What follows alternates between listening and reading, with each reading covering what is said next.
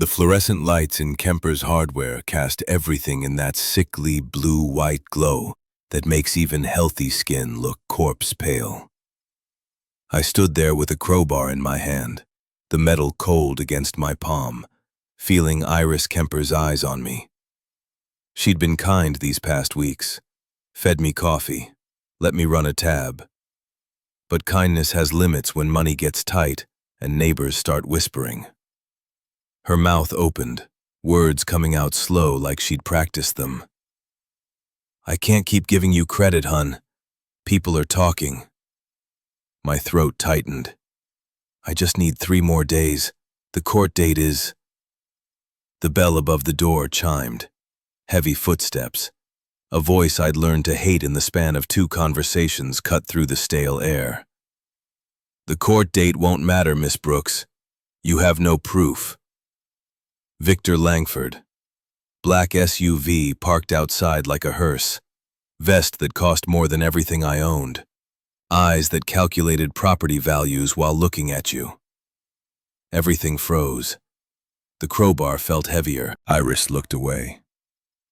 Victor smiled that shark smile, all teeth and no warmth. But let me back up. 3 weeks ago, I had $337 and nowhere to go. Now I'm fighting for a ranch I never knew existed. This is how it started. The bulb in Mr. Perkins' office flickered twice before dying completely, leaving us in gray light from dusty blinds. 19 years at Pinewood Girls' Home, and this was how it ended. A cardboard box, a folder of documents, a handshake from a man who'd watched too many kids like me walk out that door into nothing. I turned 19 2 weeks ago. The state was officially done with me. They didn't care that I had no family waiting outside, no college acceptance letters, no plan beyond hoping the warehouse downtown might hire me. Mr. Perkins pushed the folder across his metal desk, the scraping sound too loud in the quiet. "These are your official documents, Maya." Birth certificate, medical history, educational records, everything the state has on file. I already knew what was in there. What wasn't? I've been left outside a police station when I was maybe 2 days old, wrapped in a blue towel. No note, no name, nothing. Just a screaming infant nobody wanted. The cops gave me the last name Brooks because I was found on River Street. Real creative. I'd spent countless nights as a child imagining who my parents might be. Maybe my mother was a teenager with no choice. Maybe my father was a soldier who never knew I existed.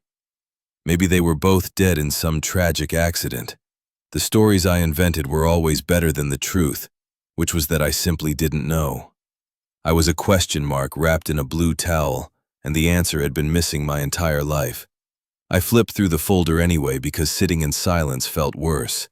Standard forms, shot records, report cards documenting my thoroughly average journey through the system. I'd never been a standout kid. Not smart enough for scholarships, not troubled enough for special attention. Not cute enough to get adopted when I was little and still had a chance. Then I saw it, tucked in the back pocket of the folder. A manila envelope sealed shut, my name written across the front in faded blue ink. What is this? Mr. Perkins squinted at it through his reading glasses. There's a notation on the back. Says it was to be given to you upon departure from state care. Must have been filed with your intake paperwork in 2005 and never processed properly. You know how disorganized things were back then. 19 years. This envelope had been sitting in my file for 19 years. Nobody had bothered to check. I tore it open carefully. Inside was a single sheet of lined paper, torn from a spiral notebook, and something small and metallic that clinked when the envelope shifted. The handwriting was messy, rushed, like someone had written it in a hurry or under stress. From Maya, when she is old enough. I couldn't keep you, but I made sure you'd have something. The ranch is yours if you want it. Deeded under your birth name, Maya Grace Carter. Property taxes paid through a trust fund. Key to the gate is enclosed. 40 miles north of Clearwater, Montana. Old Carter Ranch Road. Nobody wanted it after Mama died, but maybe you will. I'm sorry I couldn't be what you needed. Your father, Daniel. I read it 3 times. A ranch. He'd left me a ranch. And a name. Maya Grace Carter. That was my real name, not the one the state had given me. For 19 years I'd been Maya Brooks, a name invented by strangers. But I had a real name, a name that belonged to me, a name that connected me to someone.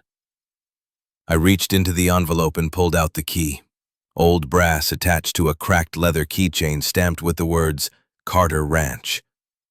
The metal was worn smooth in places from years of use.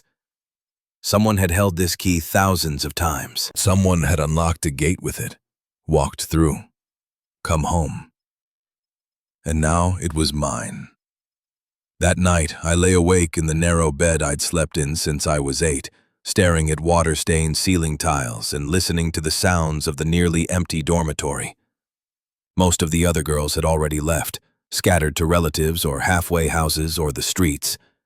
The building felt like a tomb. I held the key up to the moonlight coming through the barred window, studying every scratch and worn edge. Carter Ranch, 40 miles north of Clearwater, Montana. I'd never heard of either place, but suddenly they represented something I'd never had before. A connection. Proof that I'd come from somewhere, that someone had thought about me, even if they hadn't stuck around. The next morning, I packed my entire life into a duffel bag and a backpack. 4 changes of clothes, toiletries, the blue towel I'd been found in because throwing it away felt like erasing evidence, the folder of documents, and the key. I had $337 saved from working in the home's kitchen over the past 2 years. Money I'd planned to use for a security deposit on some basement apartment. Now I had a different destination. The Greyhound station smelled like burnt coffee and industrial cleaner. The woman behind the counter barely looked up when I approached, chewing gum with her mouth open. How much for a ticket to Clearwater, Montana? She typed on her keyboard, not meeting my eyes. One way, $67. I counted out the bills carefully, watching my savings shrink. $67 was almost a fifth of everything I had. But what was the alternative? Stay in this city where nobody knew me, nobody cared about me, and work at a warehouse until I died? Yeah, one way. The bus didn't leave until noon. I found a seat in the corner and waited. I watched people come and go. Families reuniting, couples saying goodbye, businessmen on their phones. Everyone had somewhere to be, someone waiting for them. I'd always been the girl watching from the outside, wondering what it felt like to have that kind of connection. The ride took 11 hours, including 2 transfers and a 40-minute delay in some nowhere town where the driver had to wait for a replacement part. I spent most of the journey pressed against the window, watching the landscape transform from urban sprawl to endless stretches of brown grassland and distant mountains. Montana looked nothing like the city I'd grown up in. Everything here felt bigger, emptier, like the world had room to breathe. The few towns we passed through were small, just clusters of buildings hugging the highway before disappearing back into the vastness. I'd never seen so much open space in my life. As the sun began to set, painting the sky in shades of orange and pink, I pressed my forehead against the cold glass and watched the shadows lengthen across the prairie. Somewhere out there was a ranch with my name on it. Somewhere out there was a piece of my history waiting to be discovered. The bus finally rolled into Clearwater just after 7 in the evening. The station was barely a station at all, just a covered bench outside a gas station with a faded Greyhound sign bolted to the wall. I stepped off with my bags, and the driver pulled away before I'd even gotten my bearings, leaving me standing alone in the parking lot as the sun dropped toward the horizon. Clearwater was small, maybe 3,000 people if I had to guess. Main Street stretched for about 6 blocks, lined with the kinds of businesses that had probably been there for decades. A hardware store, a diner called Thornton's Place, a feed store, a bank, a bar with neon signs in the windows. Pickup trucks parked diagonally along the curb. A few people walked along the sidewalks, most of them wearing jeans and work boots. Nobody gave me a second glance. I walked into Thornton's Place because I was starving, and because I figured someone there might know about Carter Ranch. The inside was warm and smelled like fried onions and coffee. Red vinyl booths lined the windows. A long counter ran along one side with stools that looked like they'd been sat on by generations of locals.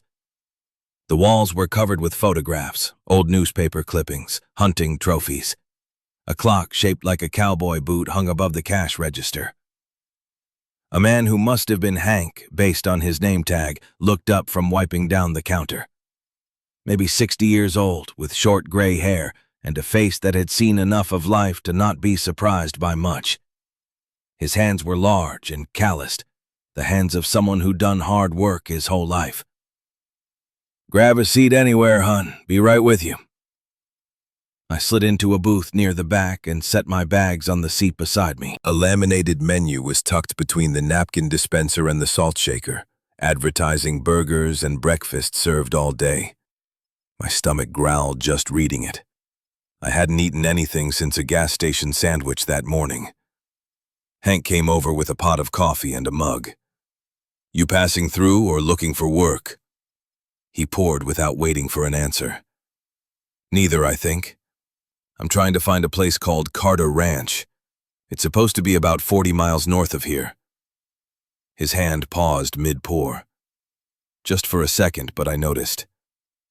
When you grow up without parents, you learn to pay attention to the little signs that tell you what someone's really thinking. Carter Ranch. Now that's a name I haven't heard in a while. That old place has been sitting empty for, probably 15 years now. Ever since Eleanor Carter passed. Why are you looking for it? I pulled the key from my pocket and set it on the table. I think it might have been left to me. By my father. Hank picked up the key, turning it over in his weathered hands.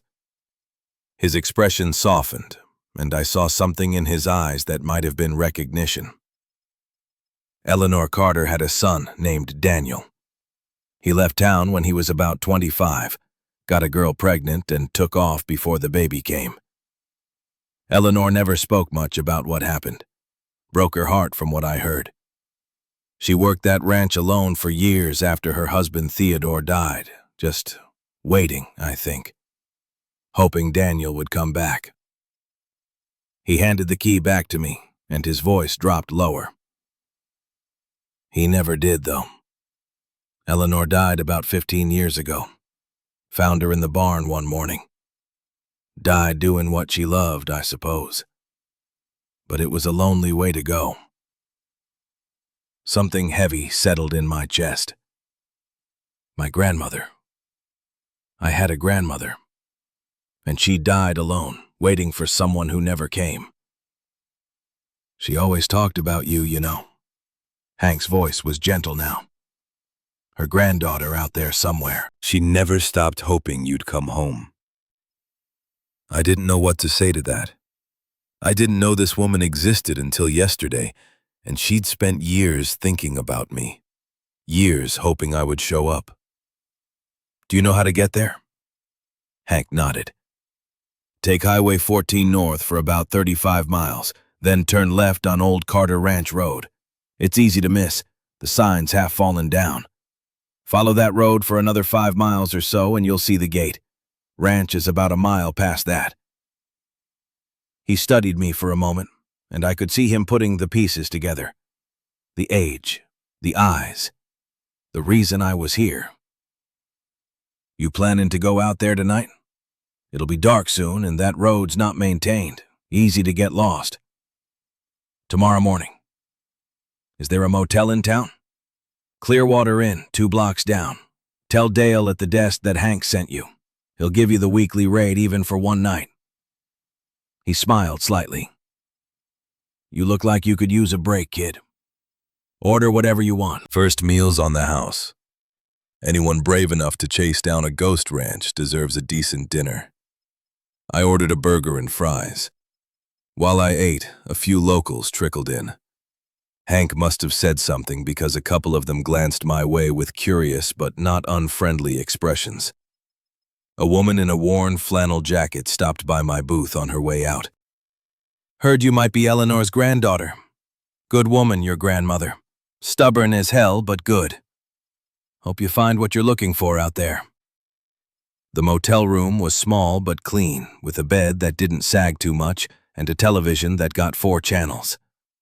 I lay on top of the covers, still fully dressed, and stared at the popcorn ceiling. Tomorrow I would see the ranch. Tomorrow I would know if this was real or just another dead end. But tonight, for the first time in my life, I had a name that belonged to me.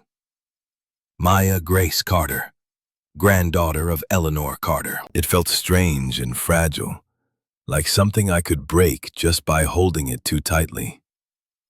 I woke up before dawn. Years of living in a dormitory where lights came on at 6:30 had trained my body to wake early. But this morning felt different. I wasn't waking up to chores or the noise of other girls getting ready for school. I was waking up with a destination, a purpose that was mine alone. I showered, packed my bags, and checked out of the motel by 7.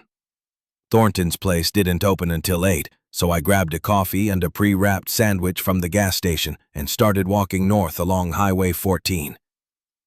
I thought about asking someone for a ride, but something made me want to do this alone. To walk the distance and earn whatever I found at the end. The morning was cold, my breath visible in the air, but the sky was clear and endless. The highway was straight and empty, with scrubland stretching out on both sides. Occasionally, a pickup truck would pass, and once someone slowed down and asked if I needed a ride, but I waved them on. I walked for about an hour, my legs warming up, my mind wandering. I thought about all the times I'd wondered where I came from, all the nights I'd lain awake imagining different versions of my parents. I'd created dozens of stories over the years, each one more elaborate than the last. But I'd never imagined this. A ranch in Montana. A grandmother who'd worked the land alone. A father who'd run away. After about an hour of walking, a truck pulled up beside me and stopped. The window rolled down and I saw a woman with sun-weathered skin and calloused hands gripping the steering wheel.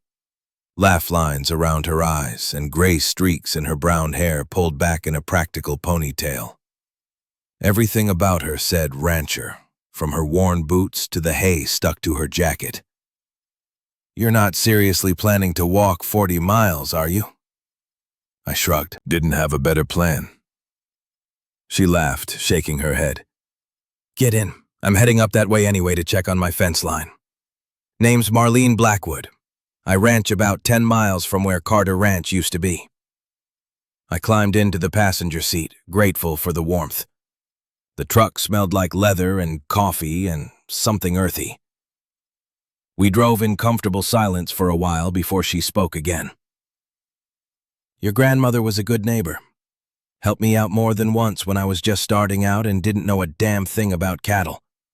She was quiet, kept to herself mostly. But if you needed help, she was there. Never asked for anything in return. That was just who she was." "What happened to the ranch?" Marlene glanced at me. "Life, I guess. Theodore, Eleanor's husband, died of cancer back in '92. After that, it was just her and Daniel. They didn't get along so well after a while. Daniel wanted out of this town, wanted something bigger. He left right after he turned 25. Eleanor took it hard, threw herself into the work. But ranching alone is brutal. She got older, things started falling apart, and eventually her heart gave out. Found her in the barn one morning. Died doing what she loved, I suppose. Her voice caught slightly on those last words, I used to check on her every week, bring her groceries, make sure she was doing okay. She always talked about you, you know. Her granddaughter out there somewhere. She never stopped hoping you'd come home. I didn't know what to say.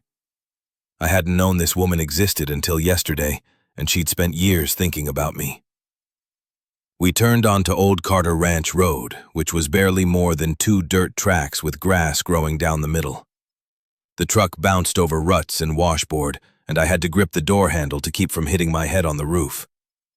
After about 5 miles, we came to a gate made of weathered wood and rusted wire. A sign hung crooked from the top rail, the words barely visible under years of weather damage. Carter Ranch. Marlene put the truck in park. This is as far as I go. Ranch house is about a mile down this road. You sure you want to do this? I nodded, grabbing my bags from the back seat. Yeah, I need to see it. She reached into the glove box and pulled out a business card. My number's on there. Cell service is spotty out here, but it works sometimes. And Maya, don't get your hopes up too high, okay? The place has been empty a long time. She looked at me for exactly 3 seconds, not saying anything, but her eyes said what her mouth didn't. You're stronger than you think. I thanked her and watched her truck disappear back down the road, leaving me alone at the gate. I pulled out the brass key, but the gate wasn't locked, just held closed by a loop of wire. I unwound it and pushed the gate open, the hinges screaming in protest. Then I shouldered my bags and started walking. The road wound through overgrown pastures, where sagebrush and wild grass had reclaimed the land. I could see the remnants of old fence posts, some still standing, others collapsed into the dirt. In the distance, mountains rose up, their peaks still white with snow. The air smelled like sage and dust and something else, something wild that the city never had. I breathed it in deep, filling my lungs with this new place. After about 20 minutes, I crested a small rise, and there it was. The ranch house sat in a shallow valley, a single-story structure with faded white siding and a sagging front porch. To the left was a barn, its red paint almost entirely gone, exposing gray wood underneath. There were a few smaller outbuildings, all in various states of decay, and what looked like the remains of a corral, the posts still standing, but the rails mostly gone. It wasn't much. Honestly, it looked like the kind of place you'd see in a documentary about ghost towns. But as I stood there, looking down at it, something shifted in my chest. This place had been waiting for me. My grandmother had lived here, worked here, died here. She'd looked at these same mountains every morning, watched the same sunset every evening. And somehow, across all those years and all that distance, she'd found a way to reach out and bring me home. I walked down the slope toward the house, my boots crunching on gravel. The porch steps creaked dangerously under my weight, and I made a mental note to avoid the third one entirely. The front door had a deadbolt, and this time the brass key fit perfectly. The lock was stiff, and I had to work it back and forth, but eventually it turned with a heavy click. The door swung inward, releasing a breath of stale air that smelled like dust and old wood and abandonment. I stepped inside. The interior was dim, lit only by the sunlight filtering through dirty windows. Dust covered every surface in a thick layer, and cobwebs hung from the corners like tattered curtains. But underneath the neglect, I could see the structure of a home. The bones were solid, the walls straight, the floors still level despite years of abandonment. There was a living room with a stone fireplace, a couch and 2 chairs still positioned around it like people might sit down at any moment. A handmade quilt was draped over the back of the couch, faded but still beautiful, its pattern of interlocking stars speaking to hours of careful work. The kitchen had wooden cabinets and an old gas stove. Through a doorway, I could see a dining table with 4 chairs. I walked through slowly, my footsteps leaving tracks in the dust. Every step felt like stepping back in time. This had been someone's life, someone's world. The dishes were still in the cabinets.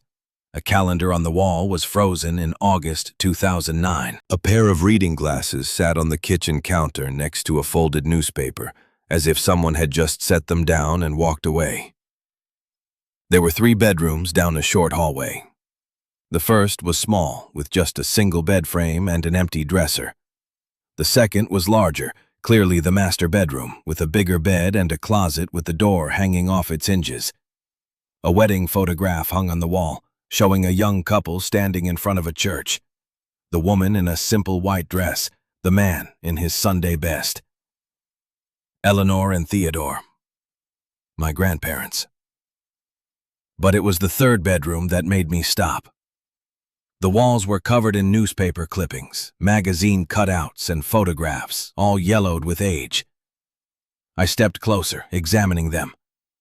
Most of the clippings were about ranching, cattle prices, rodeo results, high school sports scores. But scattered among them were photographs. Pictures of a young boy, maybe 7 or 8, sitting on a horse with a huge grin on his face. The same boy, a few years older, holding a blue ribbon at what looked like a county fair. And then, tucked in the corner, a photograph that made my heart stop. A young man, barely out of his teens, holding a baby wrapped in a blue towel. I recognized that towel. I had kept it for 19 years, carried it with me from foster home to foster home, slept with it under my pillow as a child. It was the only thing I had from my birth, the only physical connection to wherever I'd come from. I pulled the photograph off the wall carefully.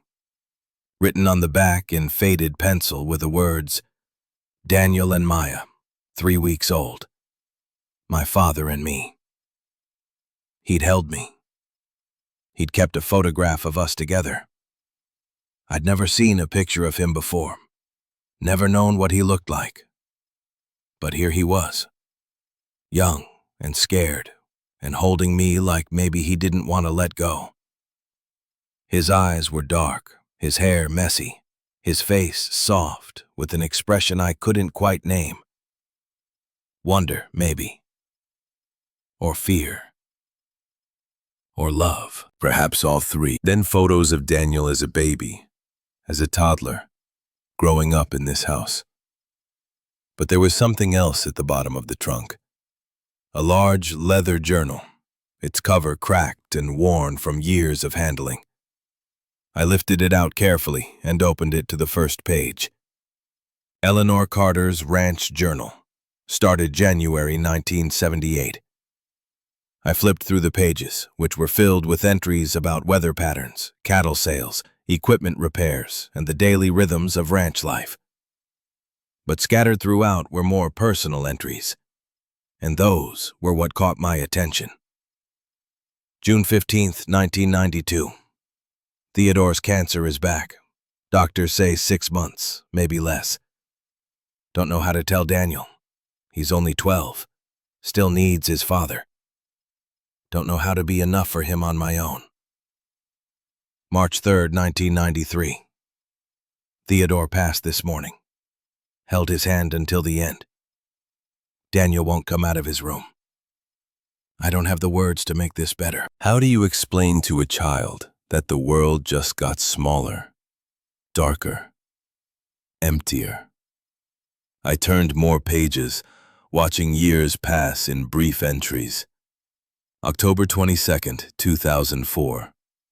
Daniel has been distant all year, working at the feed store in town. But something's wrong. He won't talk to me. I see so much of Theodore in him. That same stubborn silence when things are hard. I wish I knew how to reach him. May 8th, 2005. Daniel came home tonight, white as a sheet. Says he got a girl pregnant. Some girl passing through town, already gone. She left the baby at a police station in the city. Wouldn't keep it. Wouldn't tell him where. He's devastated. I've never seen him cry like this. Not since Theodore died. He keeps saying he has to find her, find the baby. I told him we'd figure it out together. He didn't believe me. My hands trembled as I read. The baby. That was me. I'd been born and left at a police station, and my father had known. He hadn't just abandoned me, he'd been devastated. July 30th, 2005. Daniel left last night. Took some clothes and the truck and just disappeared. Left a note saying he couldn't stay here. Couldn't face what he'd done. He's not wrong to feel guilty, but running won't fix anything. I tried to call him, but his phone is disconnected. I don't know where he went. September 19th, 2005. Got a call from a social worker in the city. Daniel's baby is a girl. They named her Maya. She's in the foster system. I asked if I could take her, raise her here. They said I'm too old. That a 73-year-old woman living alone on a failing ranch is not a suitable guardian. I begged them. I told them I'd do anything. They said no. They said the records were being sealed for the child's protection. I hung up the phone and cried for 3 hours. I had to set the journal down. My grandmother had tried to get me. She'd wanted me, but the system had decided she wasn't good enough. The same way they decided so many things about my life without asking what I wanted. I picked up the journal again, my vision blurring with tears. The entries continued, growing more sporadic as the years passed. February 11th, 2007. Set up a trust today with the lawyer in town. Sold 15 acres on the East Edge. Got $35,000, more than I expected. Put the ranch and what's left into the trust. Designated for Maya Grace Carter if she ever comes looking. Trust will auto-pay property taxes from the fund every year. Already paid ahead 5 years from savings. After that, the trust takes over. Should last until 2027 at least. I don't know if she'll ever see this place, but if she does, at least she'll know she came from somewhere. That someone thought about her. March 15th, 2007. I've been writing letters to Maya. I don't know her address, so I send them to social services, asking them to forward them. They keep coming back. Return to sender. Address unknown. But I keep writing anyway. Maybe someday she'll read them. Maybe someday she'll know. The journal stopped in 2009. Eleanor had died. But there was something else in the trunk I hadn't noticed before. A shoebox tucked into the corner, held closed with a rubber band that crumbled when I touched it. Inside were letters, hundreds of them, all in the same handwriting. All addressed to me, care of various social services offices, and every single one had been stamped in red ink. Return to sender. Address unknown.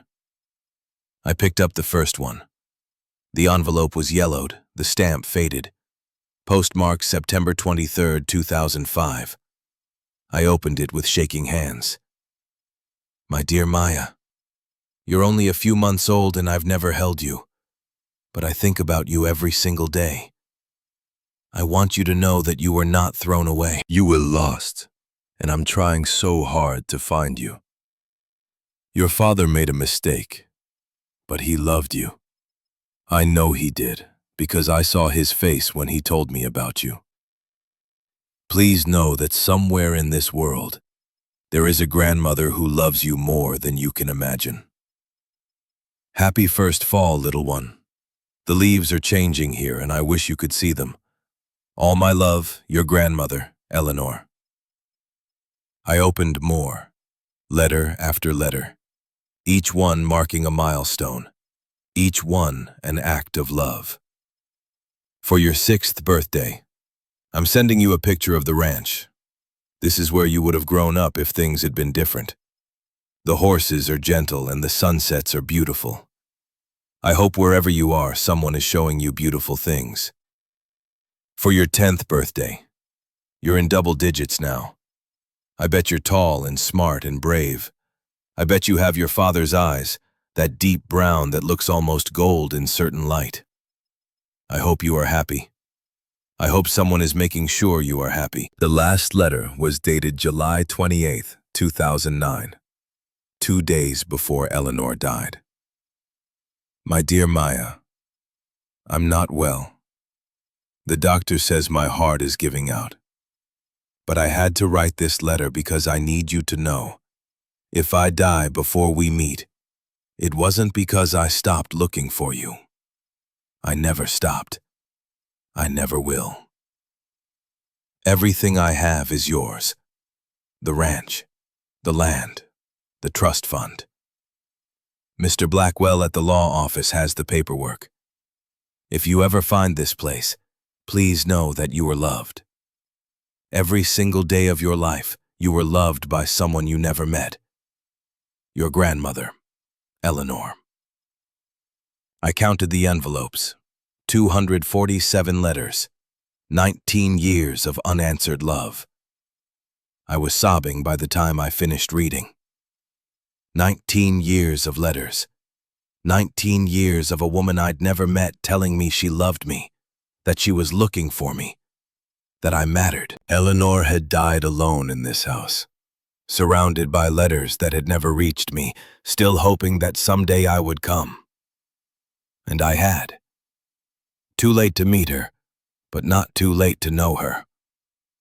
I gathered all the letters carefully and placed them back in the shoebox. Then I stood up and walked through the house again, seeing it differently now. This wasn't just an abandoned building. This was my grandmother's hope made physical. Every repair she'd made, every tax payment she'd scraped together, every letter she'd written. It had all been for me. Over the next 2 weeks, I fell into a routine. I would wake up early and work on the house, scrubbing years of dust and grime, patching holes in the walls, replacing broken window panes with materials I bought on credit at the hardware store after Marlene vouched for me. The work was hard, but there was something satisfying about it. Every room I cleaned, every window I fixed felt like I was uncovering something precious. Under all that neglect was a home, solid and real, waiting to be brought back to life. Marlene stopped by a few times a week, bringing supplies and teaching me basic repairs. You dig the fence post hole 3 feet deep. Not 2, not 2.5, 3. Otherwise the winter frost'll push it right out. She showed me how to check the windmill mechanism, climbing up the ladder with the ease of someone who'd done it 1,000 times. She showed me how to tell if water lines were still functional, tracing the pipes with her hands and listening for the sounds that meant trouble. Her daughter Willa came with her sometimes. About 25, with the same practical demeanor as her mother, but a quicker smile. She taught me how to drive the old pickup after we got it running, with help from a mechanic in town. The first time I managed to shift gears without grinding, she cheered like I'd won an Olympic medal. Other neighbors appeared too. People whose names I struggled to remember at first.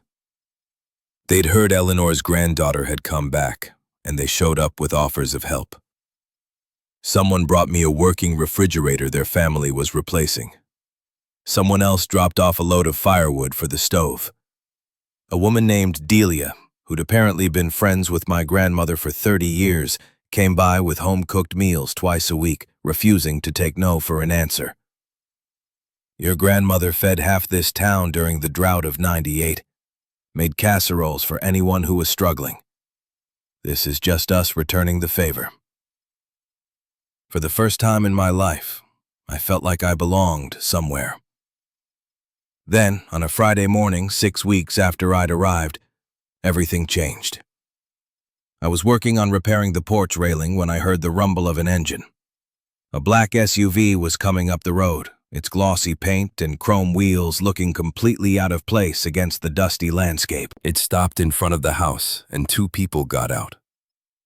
A man in his 50s wearing a vest that cost more than everything I owned combined, and a younger man in a suit carrying a leather briefcase. Their shoes were polished, their clothes pressed. They looked like they'd gotten lost on the way to a country club. The older man smiled, but it didn't reach his eyes. "You must be the girl who's been staying here. I'm Victor Langford." He extended his hand. I didn't take it. "Who are you?" His smile tightened. "I'm a relative of the Carter family. My grandmother was a cousin of Theodore Carter, which makes me a distant relation to Eleanor and, well, to this property." He gestured at the ranch like he was showing it off at an auction. "I've been keeping an eye on this place for years, waiting to see if anyone would ever claim it. And now here you are." The younger man stepped forward, opening his briefcase. "Mr. Langford has documentation showing his connection to the Carter family. According to our research, Eleanor Carter expressed a desire for this property to remain with family members. Legitimate family members." He emphasized the word legitimate in a way that made my stomach turn. "Here's the thing, Miss Brooks, or Cartwright, or whatever you're calling yourself." Victor clasped his hands behind his back, rocking on his heels. "You show up out of nowhere with a key and a letter from someone who's been missing for almost 20 years. No birth certificate linking you to this family, no DNA test, nothing but a story." He shrugged like this was all very reasonable. "Now, I'm not saying you're lying. Maybe you really are Daniel's daughter, but maybe you're not. And until that's proven in a court of law, I'm afraid I'm going to have to challenge your claim to this property." My hands were shaking, but I kept my voice steady. "Eleanor left this ranch to me. There's a trust with my name on it." Victor nodded sympathetically. "Yes, a trust set up for Maya Grace Carter. But you are Maya Brooks. You have no documentation proving you are Maya Grace Carter. For all anyone knows, you read about this abandoned property somewhere and decided to help yourself." "That's not true." He held up his hands. "Maybe not. But a judge will have to decide that. And in the meantime, I suggest you think very carefully about whether you want to fight this battle. I have lawyers. I have resources." "You have what? A part-time job at a diner?" He'd done his research. I'd started helping Hank at the diner a few days a week to earn some cash. "You have 30 days to produce documentation proving your identity. If you cannot, I will file a lawsuit claiming this property as the rightful heir through the Carter family line. And I will win." He smiled that empty smile again. "Nothing personal, just business." They got back in their SUV and drove away, leaving me standing on the porch with my heart pounding and my head spinning. That night I couldn't sleep. I kept thinking about everything Victor had said. He was right about one thing. I had no proof. The letter from Daniel wasn't legally binding. The trust had my birth name on it, but my birth certificate said Maya Brooks. The foster care system had given me that name, and somewhere along the way my real identity had been buried in sealed records. The next morning I drove into town to see Howard Blackwell, the lawyer who'd set up Eleanor's trust. His office was above the bank, a small room crammed with filing cabinets and stacks of paper that looked like they'd been accumulating since the 70s. Howard was 72 years old, with white hair and thick glasses, but his mind was sharp. I remember when Eleanor came to me about that trust. She was determined, said she didn't care if it took 50 years. She wanted everything ready for when her granddaughter came home. He pulled out a folder from one of his filing cabinets. "The trust is solid, properly executed, properly funded. The problem is proving you are the beneficiary. Your birth records are sealed by the state. I've already made some calls, but getting those records unsealed could take months, maybe years. I don't have years. Victor Langford is giving me 30 days. Howard nodded grimly. Victor Langford. That man has been circling this property like a vulture ever since Eleanor died. He's not even really related to the Carters, just some distant connection through Theodore's side of the family. But he has money and lawyers, and that counts for a lot in this world. What can I do? Howard leaned back in his chair. Find proof. Anything that connects you to Daniel and Eleanor. A photograph with identifying information, a medical record, something that a judge cannot ignore. Eleanor kept everything. If there's proof, it's probably still in that house somewhere. I spent the next week tearing the house apart, searching every drawer, every closet, every box. I found more photographs, more letters, more evidence of my grandmother's love. But nothing that would hold up in court. Nothing with my name and Daniel's name and proof that we were connected. And the community started to divide. Some people believed me, saw Eleanor in my stubbornness and Theodore in the shape of my jaw. But others were skeptical, whispering that I was just another city girl trying to take advantage of an old woman's estate. Victor had been spreading his version of events, buying drinks at the bar and telling anyone who would listen that I was probably a con artist. Iris at the hardware store stopped giving me credit. A few people who'd been friendly started avoiding eye contact when I came into town. It felt like the ground was shifting under my feet, like everything I'd started to build was crumbling. One night, 5 days before Victor's deadline, I sat on the porch as darkness settled over the land. I had no proof. The town was turning against me, and time was running out. Then I remembered something. A passage in Eleanor's journal I'd read weeks ago and forgotten. Something about Daniel hiding things when he was a boy. I ran inside and grabbed the journal, flipping through pages until I found it. August 12th, 1988. Found Daniel's treasure box under the barn floorboards again today. That boy thinks he's so clever. I let him keep his hiding spot. Under the barn floorboards. Headlights appeared on the road. A car moving slowly, stopping at the gate. Just sitting there, watching. Victor's black SUV. It stayed for 10 minutes, then drove away. But I knew where to look now. Tomorrow, I would search the barn. Tomorrow, I would find what Eleanor had hidden, what Daniel had hidden. Tomorrow, everything would change. I didn't sleep. Couldn't. The journal sat open on my lap, that single entry about Daniel's hiding spot burning into my mind. 4 in the morning found me pulling on boots and grabbing the flashlight from the kitchen drawer, my breath forming clouds in the pre-dawn cold.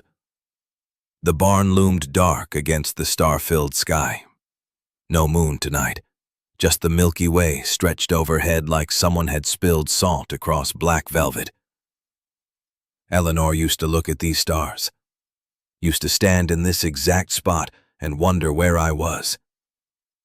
The barn door groaned when I pushed it open. My flashlight beam cut through darkness thick with the smell of old hay and dust.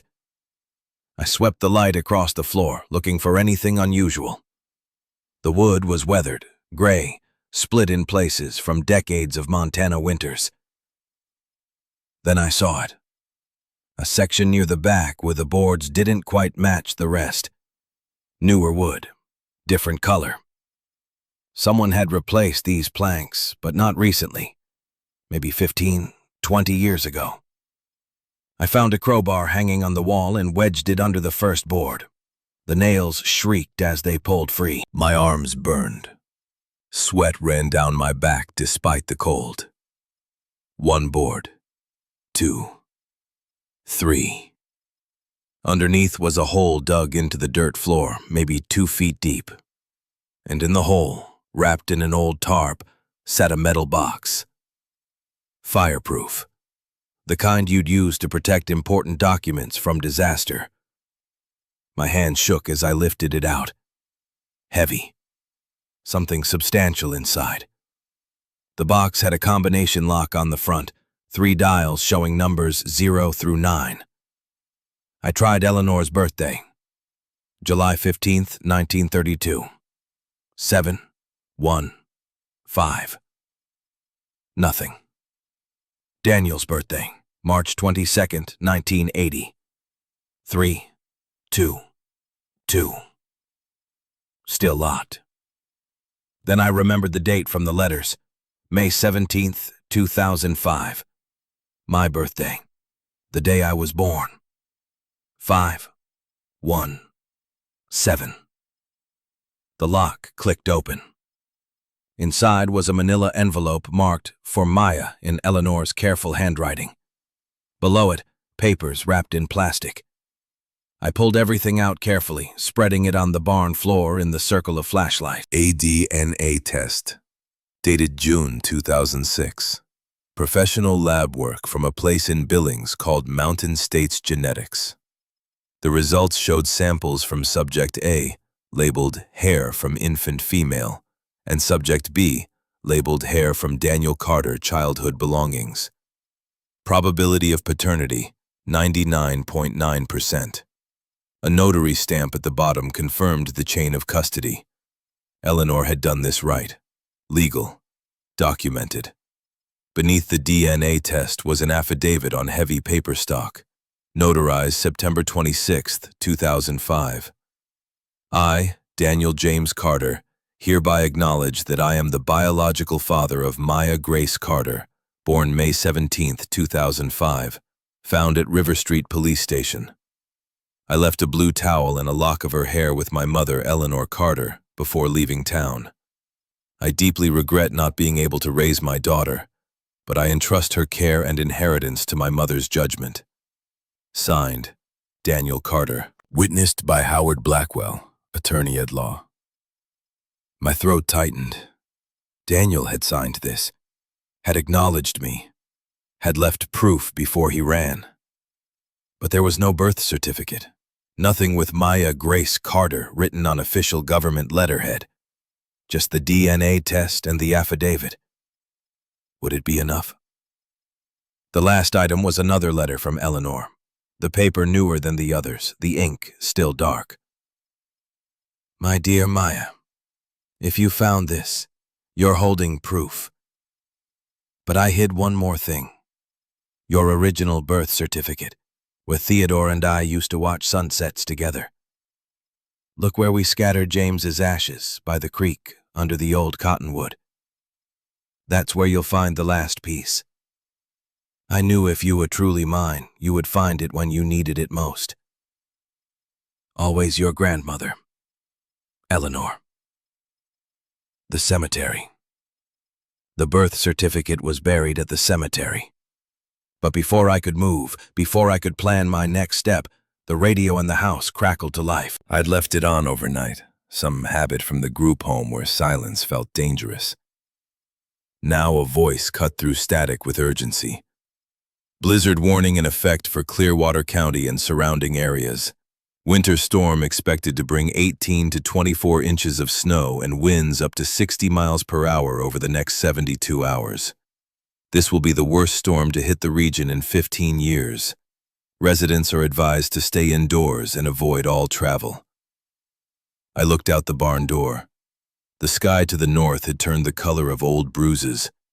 The temperature had dropped 10 degrees in the last hour. A blizzard. Now, with 3 days left before Victor's deadline, I ran back to the house and started preparing. Eleanor's journal had entries about surviving winter storms. I'd read them all, never thinking I'd need the information. Now those words came back like instructions from the grave. Wood. I needed wood. The pile outside was already substantial from weeks of preparation, but I hauled more from the old shed, stacking it on the porch where I could reach it even if snow blocked the door. Trip after trip, arms aching, lungs burning in the increasingly cold air. Water.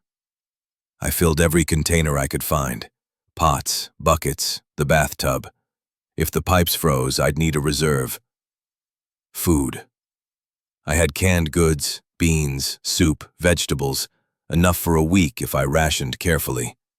The bread would go stale, but I could toast it over the wood stove.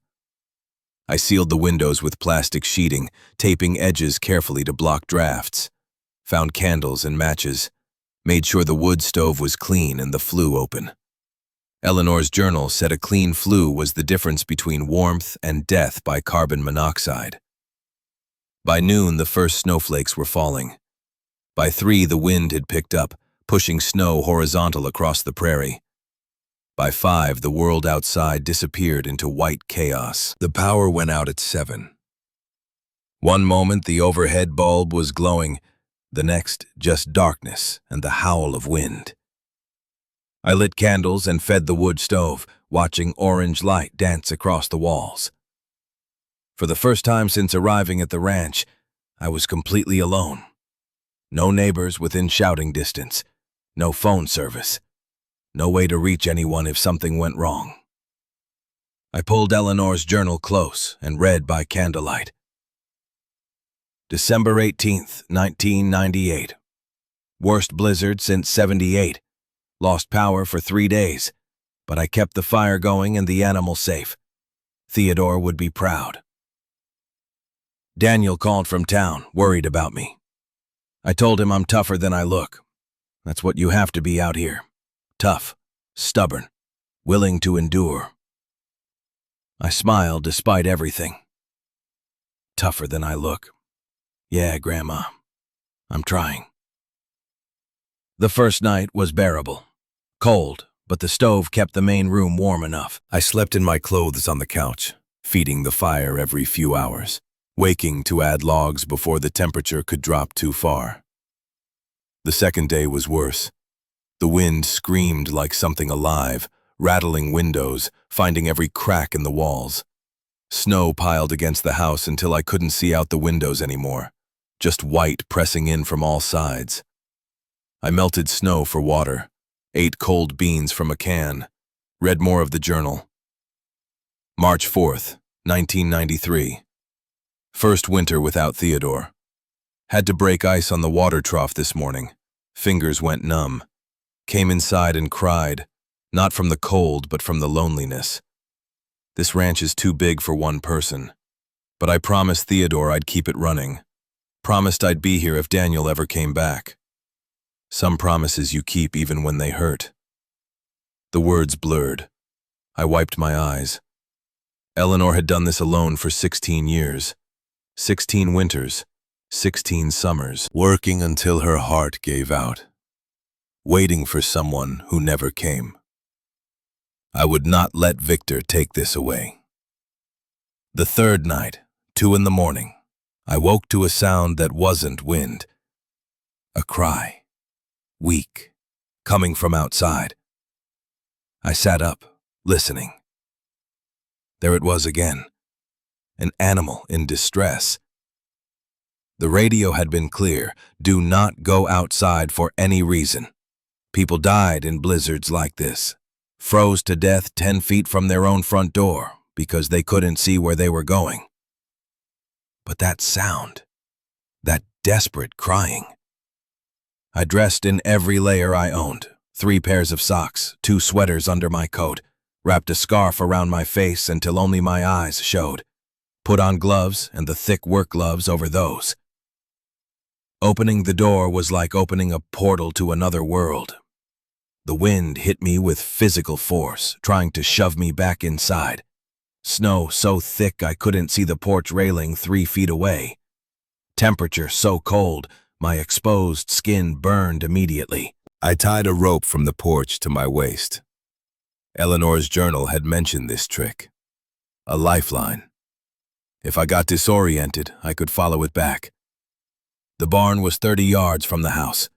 It took me 20 minutes to cover that distance. The snow was hip-deep in places. I fell twice, got back up, pushed forward. The crying sound got louder. Inside the barn, the wind noise dropped to a roar instead of a scream. I swept my flashlight across the interior. There, in the corner behind a stack of old hay bales, a calf, maybe a week old, separated from its mother somehow, taken by the storm. The animal lay on its side, barely moving. Ice crusted its fur. When I touched it, the skin felt cold as stone. This calf was dying, would be dead by morning without intervention. I thought about leaving it, about going back to the house and the fire and the safety. I thought about how I had 3 days left to get to that cemetery, to find the birth certificate, to save everything Eleanor had left me. But then I thought about what Eleanor would do. What she had done in the blizzard of '98 when she saved one of Marlene's calves. Some choices define who you are. Some moments test whether you have the spine to become who you need to be. I found old horse blankets in the tack room, wrapped the calf as best I could. The animal was heavy, 80 pounds of dead weight and ice. I couldn't carry it, had to drag it through the barn door, out into the storm, across 30 yards of hell. The wind tried to tear the calf from my grip. Snow pelted my face hard enough to sting even through the scarf. I couldn't feel my fingers anymore, couldn't feel my feet. Just kept pulling, kept moving, following the rope back to the porch. Getting the calf up the steps was the hardest part. I fell on the 3rd step, the animal's weight pulling me down. Lay there for a moment in the snow, exhausted, wondering if I had the strength to finish this. Then I imagined Eleanor watching. Imagined her here in this exact spot, making the same choice, refusing to quit because quitting meant death for something helpless. I got up, hauled the calf the rest of the way, pulled it inside and slammed the door against the storm. The house felt like a sauna compared to outside. I couldn't stop shaking. My fingers were white, numb. I'd read about frostbite, knew I'd pushed my luck. But the calf, I had to focus on the calf. I dragged it right up to the wood stove, piled blankets on top of it, found a dropper in the kitchen and mixed warm water with a little sugar. Pried the animal's mouth open and squeezed drops onto its tongue. Come on, swallow, please swallow. Nothing at first, just shallow breathing, eyes closed. I kept at it, drop by drop, rubbing its legs to encourage circulation, talking to it. You're not dying tonight, not on my watch. You're going to live because I didn't drag you through that storm just to watch you quit. An hour passed. 2. The shaking in my hands finally stopped. Feeling came back to my fingers with needle-sharp pain. 3 hours. The calf's breathing got stronger. 4 hours. Its eyes opened. Brown and large and looking at me like I was the only thing in the world that mattered. 5 hours. It tried to stand, failed, tried again, made it up on wobbly legs that couldn't quite support its weight yet. I laughed. Actual laughter, the sound foreign in the empty house. You did it. We did it. The sun came up on the 4th day and the storm began to break. Wind still blowing, but visibility returning. I could see the barn again, could see the fence line in the distance. That's when I heard the engine. A tractor, the only vehicle that could move through snow this deep. It stopped outside and someone pounded on the door. Marlene stood on the porch covered in snow, eyes wide when she saw me. Maya, thank God. I've been checking on everyone, half the county's without power. Are you okay? I'm fine. She stepped inside and stopped. Stared at the calf standing next to the wood stove, still wrapped in blankets. That's one of mine. Got separated in the storm. I thought for sure she was dead. Her voice cracked. Your grandmother saved one of my calves the same way. Blizzard of '98. Spent all night keeping it alive in this barn. I was 25 and didn't know what the hell I was doing. Eleanor showed me what real ranching looked like. Marlene put her hand on my shoulder, grip firm. You've got her in you, Maya. I don't care what any piece of paper says. You're Eleanor Carter's granddaughter. Anyone who says different can answer to me. The validation hit harder than expected. My eyes stung. Thank you. She helped me load the calf into her tractor, brought me a thermos of hot soup and a battery-powered radio. Storm's supposed to clear by tonight. Roads should be passable by tomorrow. You need anything else? I need to get to the cemetery as soon as the road's clear. The cemetery? She frowned. Why? Because there's something there I need. Something that will prove who I am. She didn't ask more questions, just nodded. I'll come get you tomorrow morning, first light. We'll make it happen. After she left, I stood in the doorway and looked at what the storm had done. Snow covered everything, drifts 6 feet high in places. The world transformed into something alien and beautiful and dangerous. But I'd survived it. Survived it and saved a life in the process. The same way Eleanor had done 40 years ago.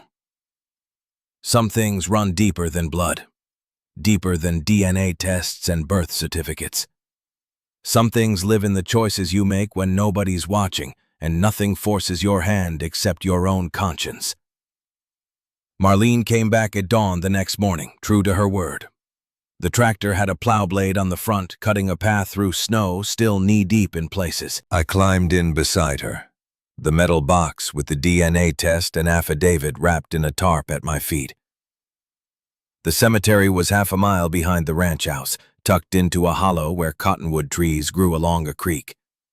The trees were old, their bare branches reaching toward a sky finally cleared of clouds. Marlene stayed with the tractor. I'll keep the engine running. You do what you need to do. I walked between headstones dusted with snow, found Eleanor's grave easily. The marker I'd placed weeks ago, granite with her name and dates carved deep. Next to her lay Theodore, and beside them, space for Daniel if he ever came back. If he ever stopped running. The old cottonwood tree stood at the edge of the cemetery, massive trunk gnarled with age. Eleanor's journal had mentioned it 100 times. The place she and Theodore used to sit. The place they'd scattered his ashes when he died. I knelt at the base of the tree and started digging. The ground was frozen on top, but softer underneath. My hands went numb again. Dirt packed under my fingernails. I didn't care. 2 feet down, my fingers hit metal. Another box, smaller than the one from the barn, but the same fireproof design. This one wasn't locked, just latched shut against moisture. Inside was a single document in a plastic sleeve. Clearwater County Hospital. Certificate of live birth. Name of child, Maya Grace Carter. Date of birth, May 17, 2005. Mother, Jessica Marie Thompson, age 19, transient. Father, Daniel James Carter, age 25, Clearwater, Montana. My real birth certificate. The proof that Maya Grace Carter and Maya Brooks were the same person.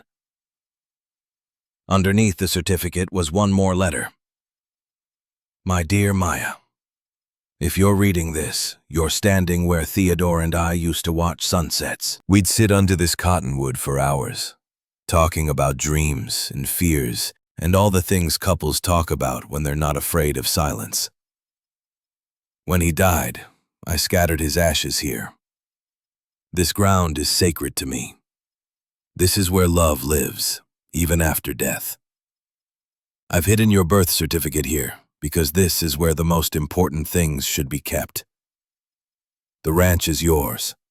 This land is your inheritance. But more than that, my love is yours forever, whether I'm here to give it to you or not. Always your grandmother, Eleanor. I pressed the letter to my chest and cried. not the desperate sobbing from finding the letters. This was different. This was grief and gratitude mixed together. Grief for never meeting the woman who loved me so much. Gratitude that she'd made sure I would know, would have proof, would never doubt that I mattered. I found it, Grandma. I have everything I need now. I can fight. The wind rustled through the bare cottonwood branches, and for a moment I could almost hear her voice in it. Good girl. Now go finish this. Marlene drove me back to the house. I showed her the birth certificate through the plastic sleeve. Her eyes widened. This is it. This is what you needed. She pulled out her phone, got 2 bars of signal, and called Howard's office. He answered on the second ring. Howard, it's Marlene. Maya found the evidence. Original birth certificate, DNA test, notarized affidavit. Everything Eleanor hid for her. Can you see us today? A pause while Howard responded. Good. We'll be there in an hour.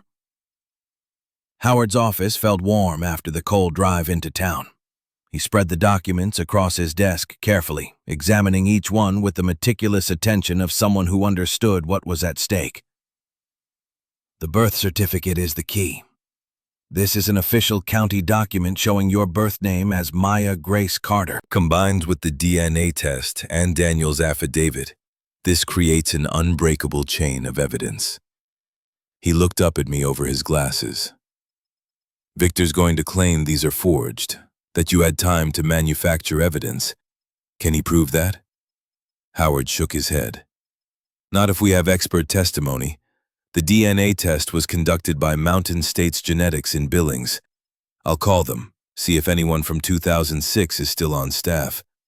If we can get someone to testify that the test is authentic, that the records exist in their files, Victor has nothing. He made the call right there. Spoke to someone named Dr. Catherine Brennan, head of the lab. I could only hear Howard's side of the conversation, but his expression grew more satisfied with each exchange. Dr. Brennan remembers the case. She personally conducted the test, still has her lab notes from 2006. She's willing to testify via video call at the hearing. Relief washed through me so strong I had to sit down. We have everything? We have everything. Court's the day after tomorrow, 9 in the morning. Marlene drove me back to the ranch in the late afternoon. The sun was setting, painting the snow in shades of pink and gold. We didn't talk much. Didn't need to. She'd stood by me when half the town was whispering, had vouched for me, had become something close to family. When we reached the ranch, she grabbed my arm before I could get out. Maya, listen. Victor Langford is a bastard. He's been trying to get this property for years. When Eleanor died, he filed papers claiming he was a relative. The county rejected his claim.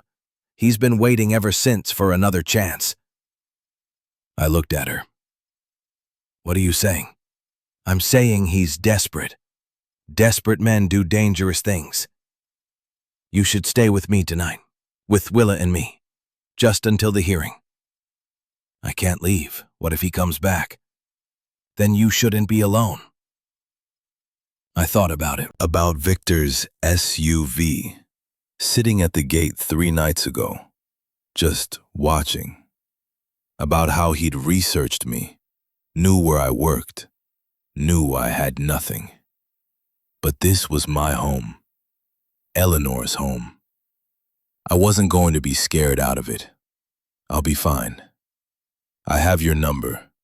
If anything happens, I'll call. Marlene looked unhappy, but nodded.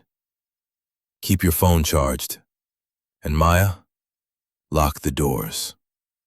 I watched her tractor disappear down the road, red taillights fading into dusk. Then I went inside and did exactly what she said. Locked both doors, checked the windows, put the metal box with all the evidence on the kitchen table where I could see it. That night I couldn't sleep.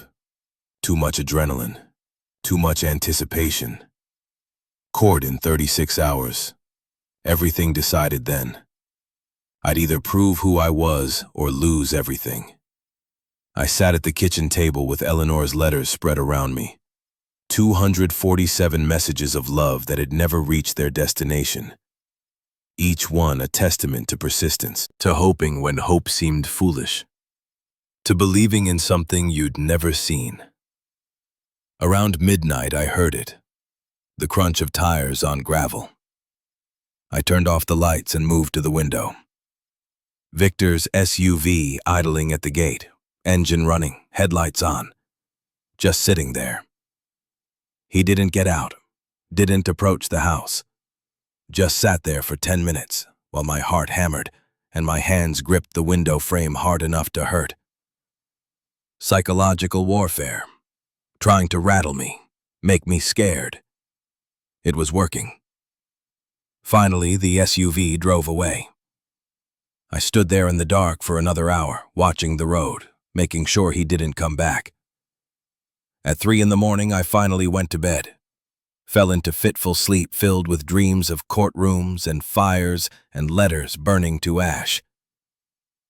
I woke at 8 to pounding on the door, bolted upright, heart racing, expecting Victor. But it was Willa, Marlene's daughter. She held a paper bag that smelled like fresh bread. Mom sent breakfast. And I'm supposed to stay with you until court tomorrow.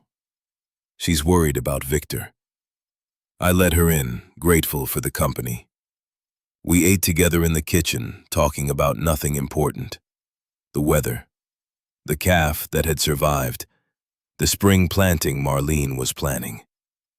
Around noon, Willa went to check the barn while I reviewed the documents one more time, making sure everything was perfect, making sure I hadn't missed anything. That's when I noticed the truck. Not Victor's SUV. A different vehicle, older, parked way down the road near the gate. I watched it for 15 minutes.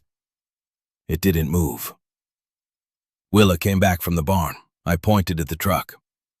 You see that? She squinted. Yeah, that's Jake Morrison's truck. Works night shift at the packaging plant. Why's he out here? I don't know. Her face went serious. Stay inside. I'm going to go talk to him.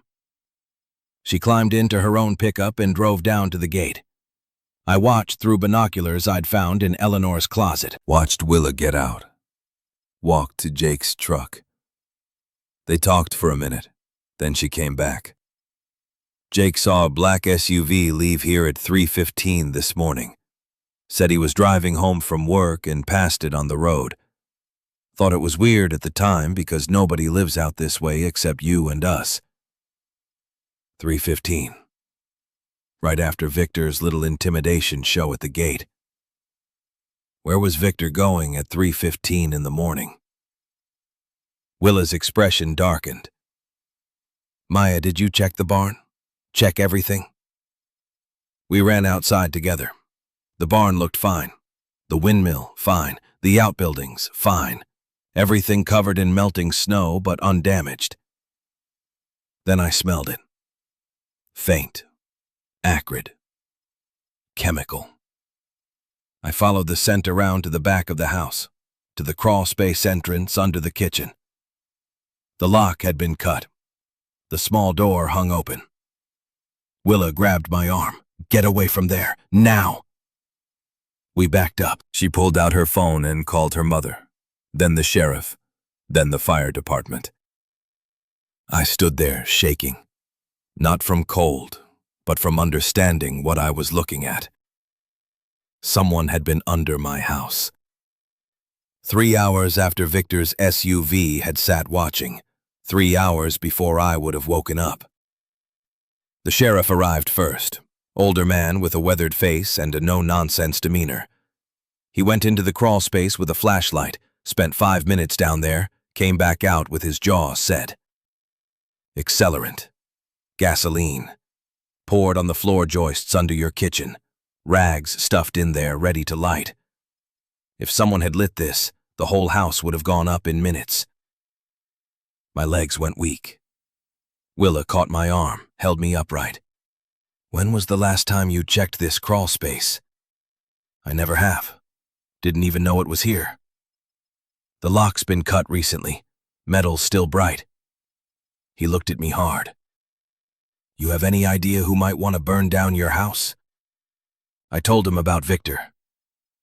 About the property dispute. About the SUV at the gate. About Jake Morrison seeing it leave at 3:15. The sheriff's expression went from concerned to angry. Victor Langford. Should have known. He pulled out his radio. I need deputies out at the Langford property, now. And I want to talk to Jake Morrison. Things moved fast after that. Deputies arrived, crime scene tape went up, photographs taken, the rags and gasoline collected as evidence. By evening, Victor was in custody, arrested for attempted arson. Jake Morrison's testimony put his vehicle at the scene. The sheriff's investigation found Victor's fingerprints on the cut lock. Howard called me around 6. Maya, I just heard. Are you okay? I'm fine. The house is fine. They found it before anything happened. There was a pause on the line. This changes everything. Victor just committed a felony, attempted arson. The judge is going to know about this before the hearing tomorrow. And Maya?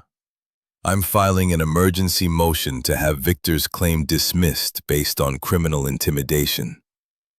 We're going to win this. Not just win. We're going to bury him. That night, Willa insisted I stay at her place. I packed a bag with the metal box of evidence and the letters, left the house dark and locked, and tried not to think about how close I'd come to losing everything. If Jake Morrison hadn't been driving home from work at 3:15 in the morning, if he hadn't seen Victor's SUV, if Willa hadn't made me check the crawl space.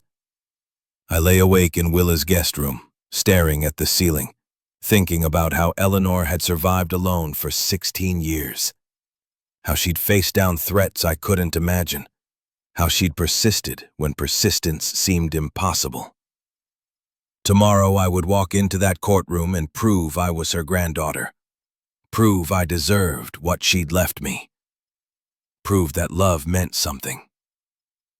Victor had tried to burn me out, had tried to destroy the evidence, and me with it. He'd failed.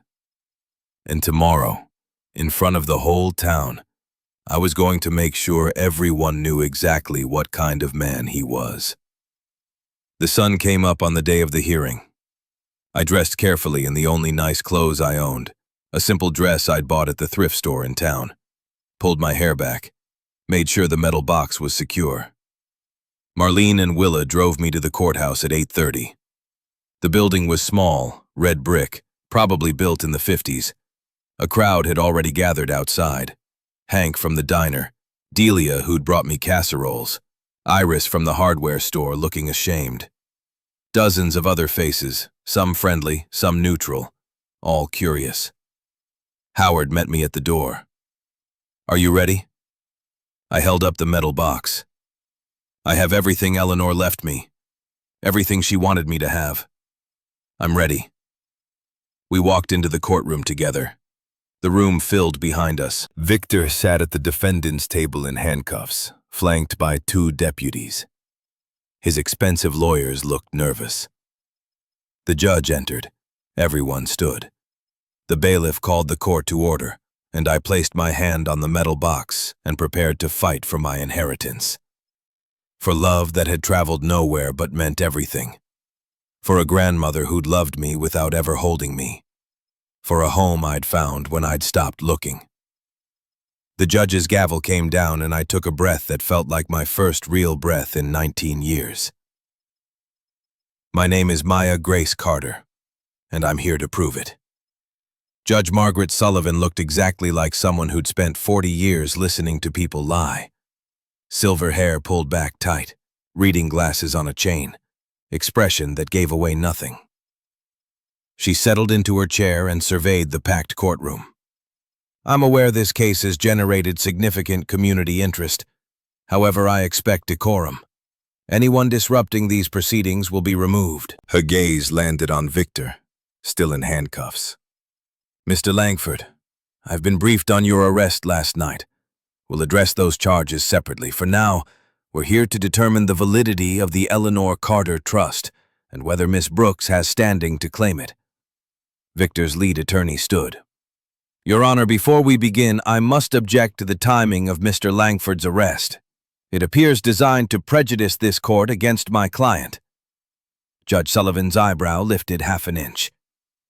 "Counselor, your client was arrested because the sheriff found gasoline-soaked rags under Miss Brooks's house and a witness placing his vehicle at the scene. The timing is unfortunate for you, not suspicious. Objection denied. Present your case." The lawyer's jaw tightened. He turned to face the courtroom like he was performing for an audience. "Your Honor, the facts are straightforward.